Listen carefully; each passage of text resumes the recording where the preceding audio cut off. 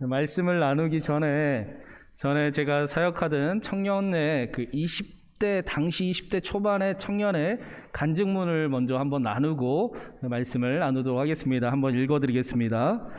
성경을 시작하면서 자연스럽게 영성일기를 시작하게 되었지만 나에겐 큰 도전이었다. 내 삶을 하루를 써서 남들에게 보여주어야 하고 하루하루를 보낼 때 주님을 생각하면서 지내야 했다. 하지만 그렇게 한다면 내가 더 조심해서 살 것 같고 변화할 수 있다는 생각에 영성일기 쓰는 것을 어렵게 생각하지 않았다. 일기를 쓰면서 내가 평소에는 그냥 넘어가고 자연스럽게 생각했던 것들이 전부 다르게 보였다.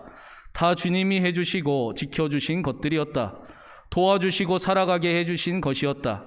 그러면서 사소한 것 하나하나 너무나 감사하게 되고 잘못을 하면 바로 주님께 용서를 구하고 무슨 일이 있으면 주님께 물어보게 되었다. 내가 얼마나 작은 자였나를 느끼게 되고 주님 없이는 안 되겠구나를 느끼게 되었다.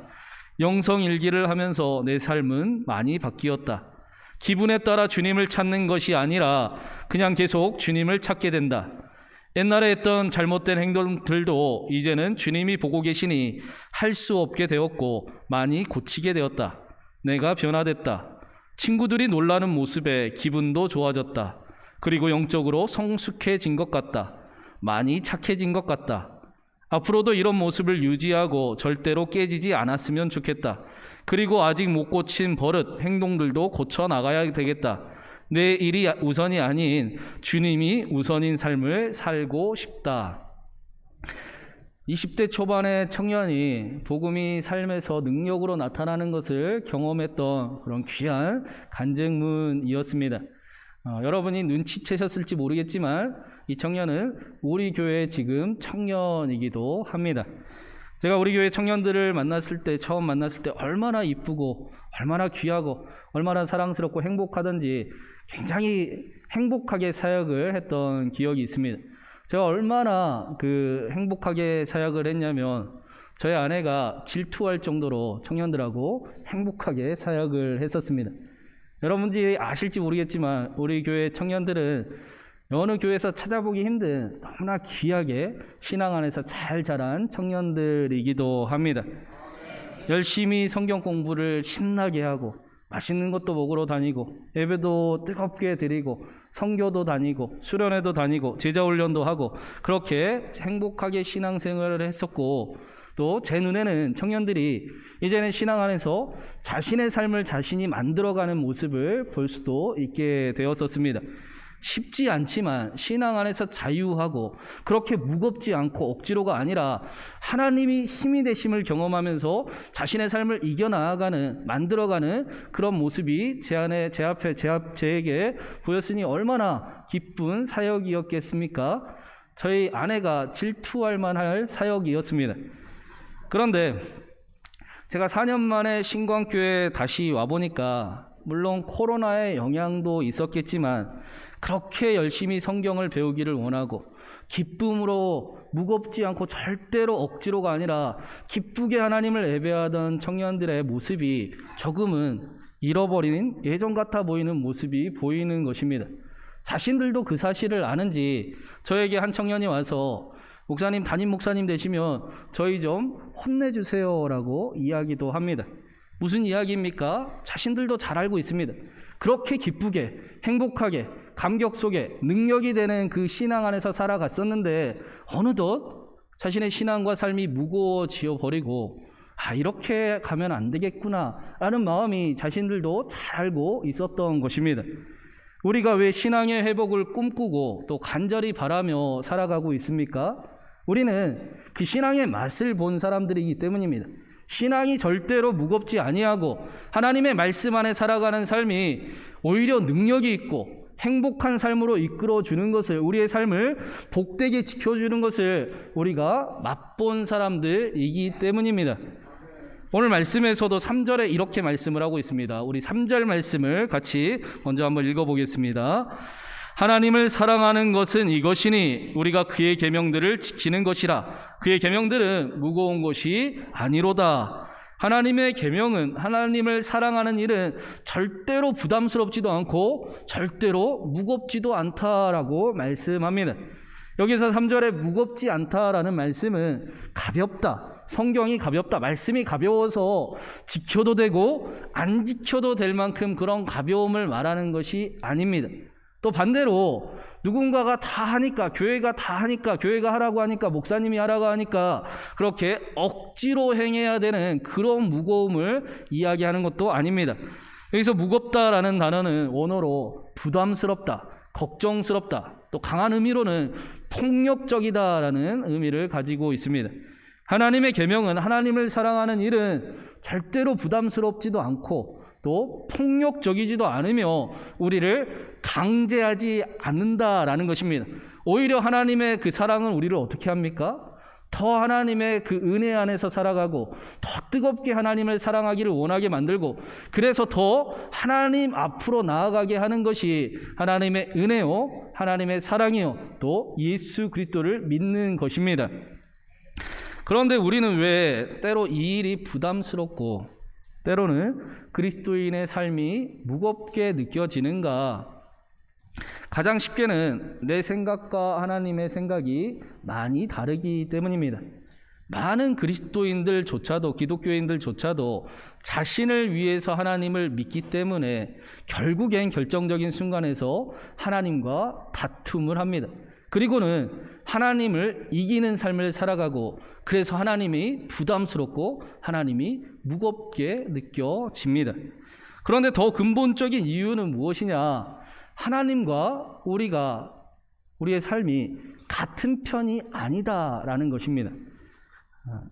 한 젊은 경찰이 시험을 보게 되었는데 그 시험 문제가 당신이 경찰로서 이러한 상황이 벌어진다면 어떻게 행동하겠습니까? 라는 그런 질문이었습니다. 그리고 이런 질문들이 있었어요. 경찰로서 순찰을 도는데 주유소가 폭발하는 장면을 보게 되었습니다. 그래서 그 폭발하는 주유소를 향해 신속히 다가갈 수밖에 없었고, 그 주유소에는 마침 주유하던 그 차가 불타는 것을 보게 되었습니다. 그런데 그 안에 들여다보니 남녀가 두 사람이 있었는데 그 여자분이 자신이 잘 아는 동료의 아내인 것입니다. 그래서 급하게 어떻게라도 그 동료의 아내를 구하려고 하는데 뒤에서 갑자기 오토바이를 타고 오던 한 사람이 자신을 도와주려고 합니다. 헬멧을 벗고 보니까 이 사람이 지명수배가 된 강도였습니다. 이 사람을 잡아야 되나, 같이 도와주게끔 놔둬야 되나 라고 고민하는 순간에 저쪽에서 폭발음이 들리면서 어떤 여자가 소리를 지르는데 그 여인은 만삭의 그 임산부였고 하혈을 하면서 아이가 나오고 있었습니다. 또 이곳에서는 하수구가 무너져서 사람들이 물에 떠내려가면서 사람 살려 하고 소리를 지르고 있습니다. 이러한 상황에서 당신이 경찰이라면 어떻게 하겠습니까? 이것이 문제였습니다. 이 사람이 답을 이렇게 했습니다. 나는 제복을 벗고 군중석으로 숨을 것입니다. 왜 그렇습니까? 내가 해결할 수 없는 도저히 어려운 상황이 발생했기 때문입니다. 그래서 나는 경찰임을 차라리 포기하고 경찰이 아닌 척 군중 속으로 들어가겠습니다 라고 답을 했습니다. 우리가 언제 신앙을 버리게 됩니까? 우리가 버겁고 힘이 들고 무겁게만 느껴질 때, 내 힘으로 안 될 때, 그래서 많은 사람들이 내 힘으로 안 되니 가장 먼저 신앙을 버리게 됩니다. 정말 아이러니하고 이상하게도 하나님의 자녀임을 포기해 버립니다. 그리고는 자신의 힘으로, 자신의 능력으로 어떻게든 해보려고 그렇게 살아갑니다. 그래서 자신의 삶도 무겁고, 그리고 하나님도 불편하고 무겁습니다. 이렇게 반응하는 분명한 이유는 하나님이 내 편이 아닌 것 같기 때문입니다. 하나님의 사랑이 여전히 의심되고 흔들리기 때문입니다. 그래서 하나님의 사랑을 확실히 믿어지지 않기 때문에 하나님이 내 편이 아니어서 나를 선택하는 그런 선택을 하게 되는 것입니다. 그래서 1절과 2절의 요한은 우리에게 분명하게 이렇게 말씀을 해주고 있습니다. 우리 1절과 2절 말씀을 같이 한번 더 읽어보겠습니다.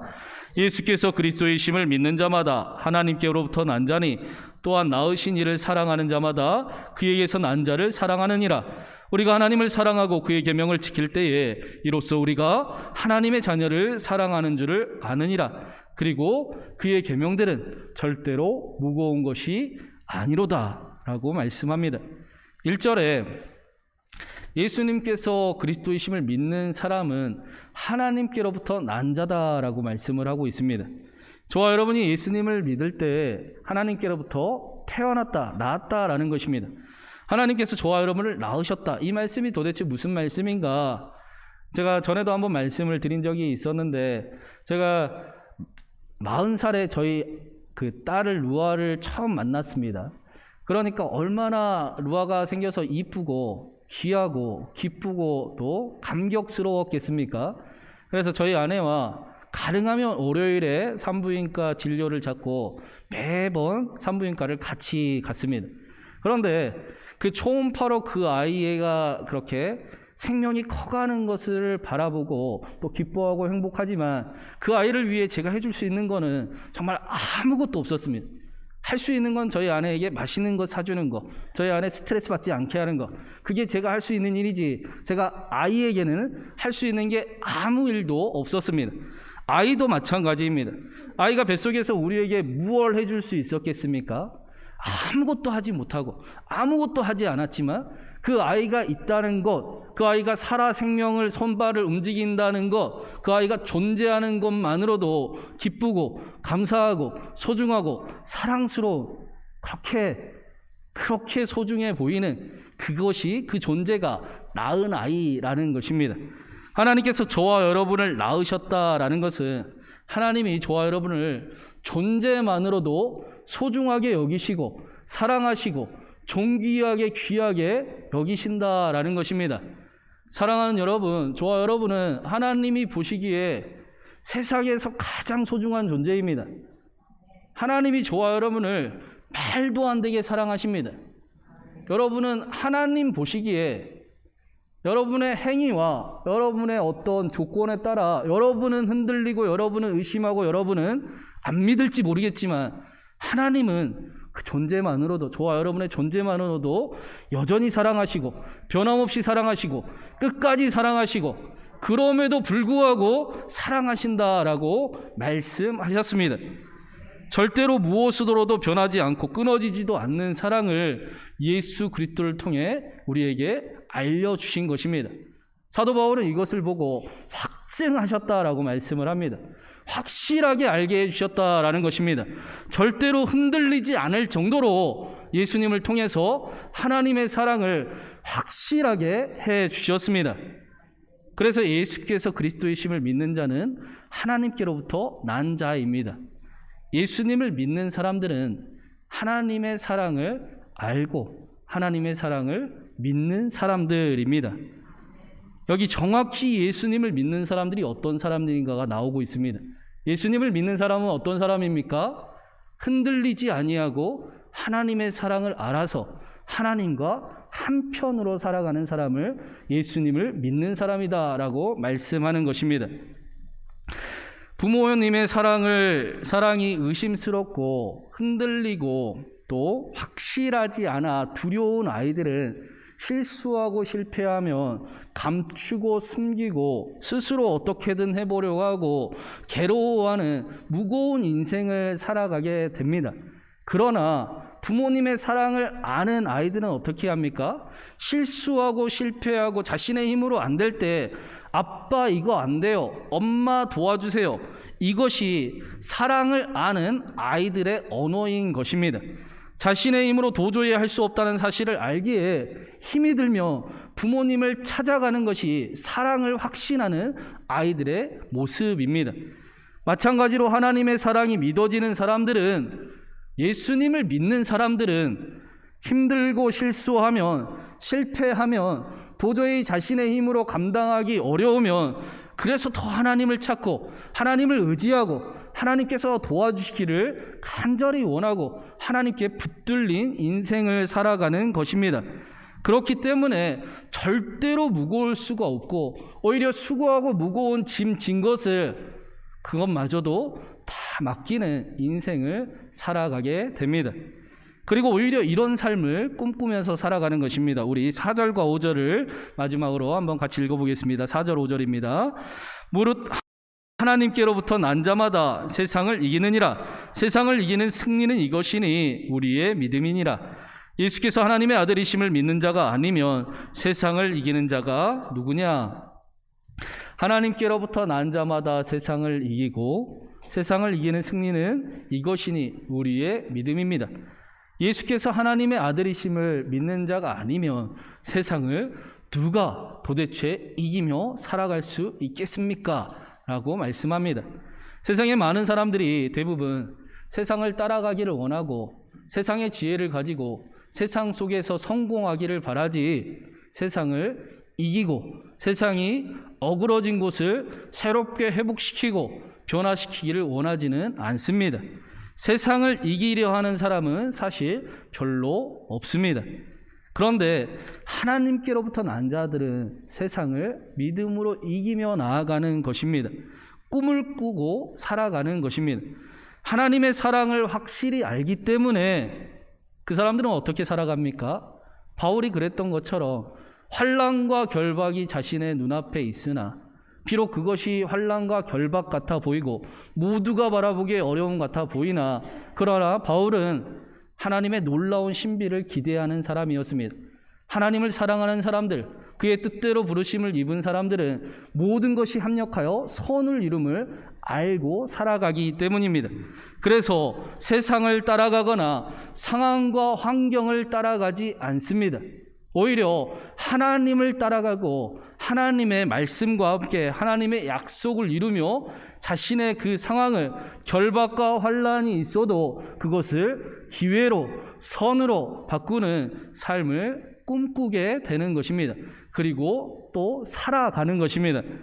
제가 당신은 하나님을 오해하고 있습니다 라는 책을 쓰신 그 유석경 전도사님을 소개를 해드린 적이 있었습니다.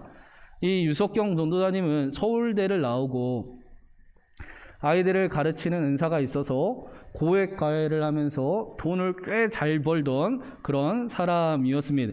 그런데 어느 날 부르심을 받았고 미국의 트리니티 신학교에 가서 선교를 꿈꾸고 신학을 배우고 또 사역을 시작을 했습니다.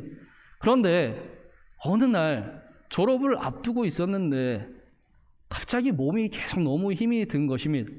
그래서 한국에 와서 검사를 해봤더니 직장암 말기에 시한부 선고를 받게 되었습니다. 아니 어떻게 이런 일이 있을 수 있겠습니까? 하나님을 위해 헌신하고 하나님을 위해 살기로 작정하고 그 부르심에 미국까지 가서 신학을 공부하고 사역을 하려고 했던 자신에게 하나님이 주어진 그 허락하신 그 삶은 직장암 말기에 시한부 인생이었다라는 것입니다. 그런데 이 책에 이 전도사님이 이렇게 이야기를 합니다. 나는 투병 생활을 한 것이 아니라 시한부 선고를 받고 나에게 주어진 최선의 삶을 살다 갑니다. 여러분, 우리 중에 시한부 인생이 아닌 분이 여기 한 분이라도 있으십니까? 길고 짧고의 차이는 있겠지만 모든 사람은 시한부 인생을 살아가고 있습니다. 비록 암이 아니더라도 우리는 모두 시한부 인생을 살아가는 것입니다.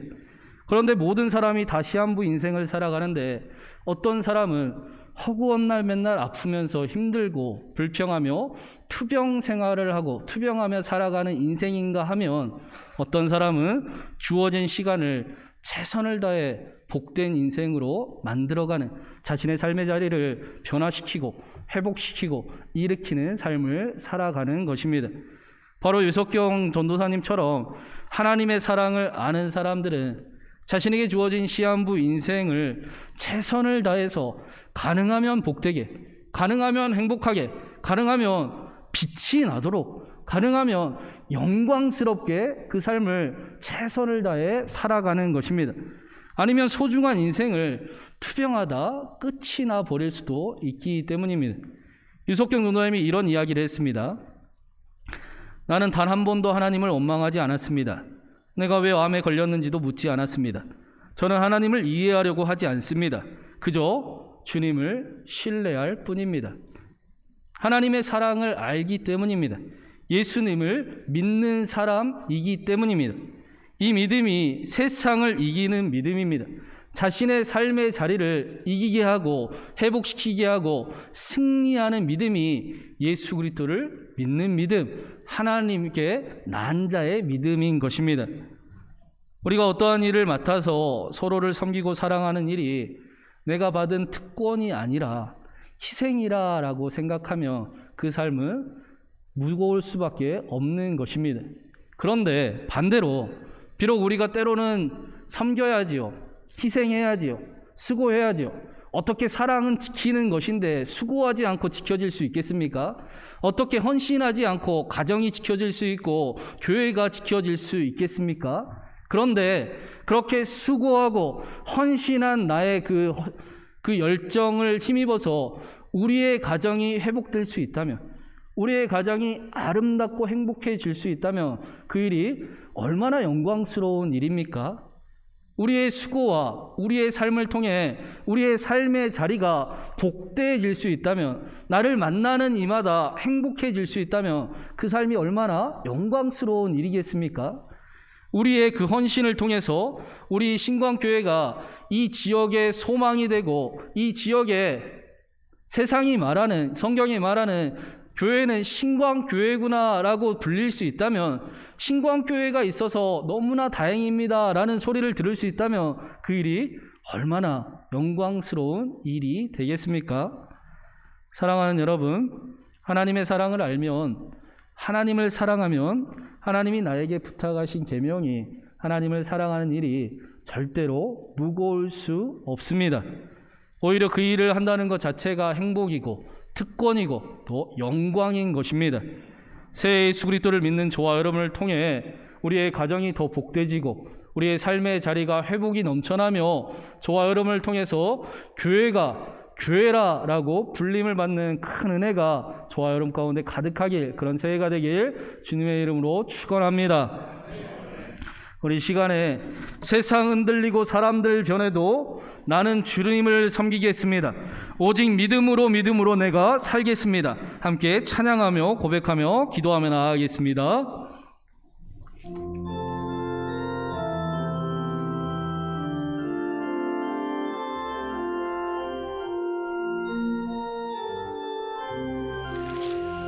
세상 흔들리고 사람들 변하여도, 세상 흔들리고 사람들은 변하여도 나는 주를 섬기리.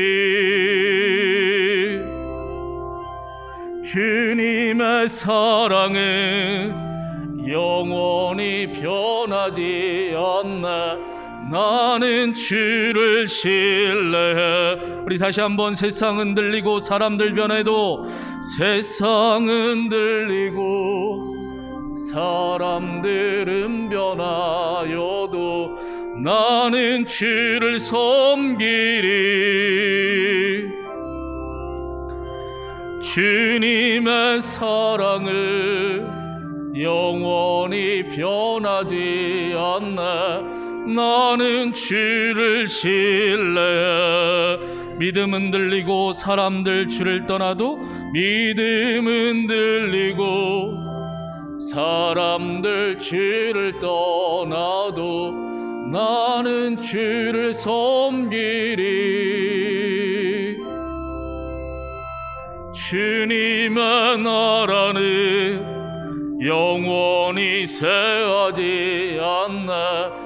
나는 주를 신뢰해. 오직 믿음으로, 오직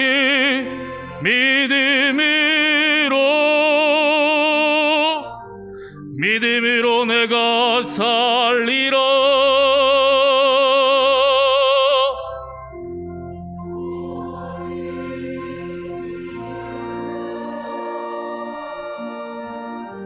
믿음으로 내가 살리라. 오직 믿음으로 내가, 오직 믿음으로 믿음으로 내가 살리라. 오직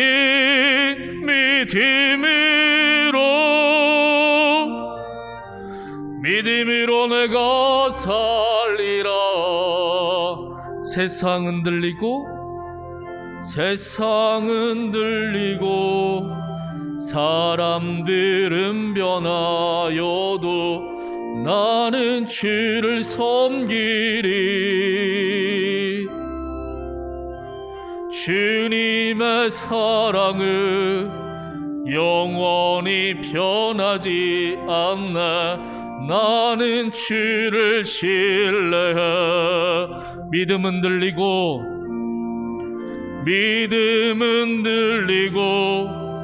사람들 주를 떠나도 나는 주를 섬기리. 주님의 나라는 영원히 패하지 않네. 나는 주를 신뢰해. 오직 믿음으로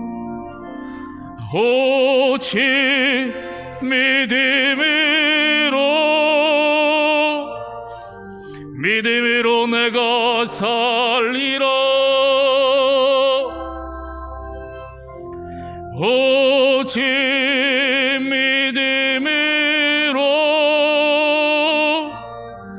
믿음으로 내가 살리라.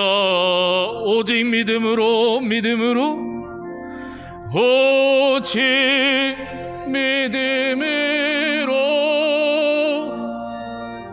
믿음으로 내가 살리라.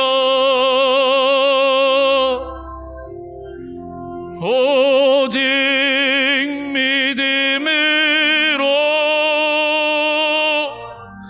믿음으로 내가 살리라. 우리 이 시간에 이렇게 한번 같이 기도하겠습니다. 사랑하는 하나님, 새 하나님의 사랑을 말씀으로 성령으로 더 알게 하여 주시옵소서. 하나님과 함께 살아가는 내 삶의 이야기들이 되게 하시고 하나님과 함께 승리하는 한 해가 되게 하여 주시옵소서. 믿음으로 예수 그리스도를 믿는 자로서 살아가는 한 해가 되게 하여 주셔서 세상을 이기는 믿음이 나를 통하여 우리의 가정을 회복시키게 하시고 우리의 삶의 자리가 복되게 하시며 우리의 교회가 아름답고 소망이 넘치게 하여 주시옵소서. 그 일이 나를 통해 우리를 통해 이루어지게 하여 주시옵소서. 우리 하나님의 사랑을 더 알기를 원하며 하나님의 사랑을 힘입어 승리하는 한 해가 되기를 소망하며 우리의 가정과 우리의 삶의 자리와 우리의 삶을 위해 교회를 위해 한번 같이 기도하며 나가겠습니다. 기도합니다. 사랑과 은혜가 많으신 하나님 아버지, 하나님을 사랑하는 사람들 여기 함께 모여 예수 그리스도를 찬양하고 선포하며 믿음으로 고백하며 나아갑니다. 하나님, 우리의 인생이 하나님 투병하며 살아가는 인생이 아니라 하나님 주어진 시간을 최선을 다해 하나님과 함께 복되게 만들어가는 하나님 우리의 삶이 되게 하여 주시옵소서. 승리하는 삶이 되기를 간절히 바랍니다. 하나님, 우리의 삶이 원망이나 불평이나 하나님 걱정이나 근심에 눌려서 투병하듯이 살아가는 한 해가 아니라 하나님과 함께 하나님이 계시기에 하나님이 내 편이기에 하나님이 함께 내 연약함이 있어도 실수가 있어도 실패가 있어도 하나님, 그래서 더 하나님을 찾고 하나님과 함께하며 하나님의 내 편이심을 확실히 그 사랑을 확실히 알며 하나님과 함께 하나님의 삶의 자리들을 이기며 살아가는 우리 모두의 삶이 되게 하여 주시옵소서. 비록 우리의 삶 가운데 환난과 결박과 같은 일이, 세상이 바라보기에는 어려움과 같은 일들이 하나님 만나지게 되고 찾아오지만, 그러나 하나님의 놀라운 신비 가운데 모든 일을 합력하여 손을 이루시는 그 하나님과 동행하게 하시고, 하나님 결국에는 이기게 하시는, 결국에는 하나님께서 회복시키시는 그 하나님을 고백하며 경험하는 한 해가 되게 하여 주시옵소서. 그리하여 우리를 통해 우리의 가정이 복되게 하시고 우리의 삶의 자리가 일어나게 하시며 하나님, 우리의 교회가 더 아름다워지고 하나님, 우리의 인생도 투병하는 인생이 아니요 하나님 최선을 다해 복되게 살아가는 아름다운 인생들이요 영광스러운 인생들이 되도록 한 해가 되도록 주님 축복하여 주시옵소서. 사랑하는 하나님, 새해에는 더 하나님의 사랑을 말씀으로 성령으로 더 알게 하여 주시옵소서. 그리하여 새해 한 해가 투병하는 한 해가 아니라 하나님이 주어진 그 시간을 최선을 다해 나아가는 복되게 살아가는 우리의 삶이 한 해가 되게 하여 주시옵소서. 때로는 우리에게 연약함이 있고 어려움이 있고 힘듦이 있으나 그러나 그렇기 때문에 우리는 하나님의 사랑을 확신하는 예수 그리스도를 믿는 사람들이기에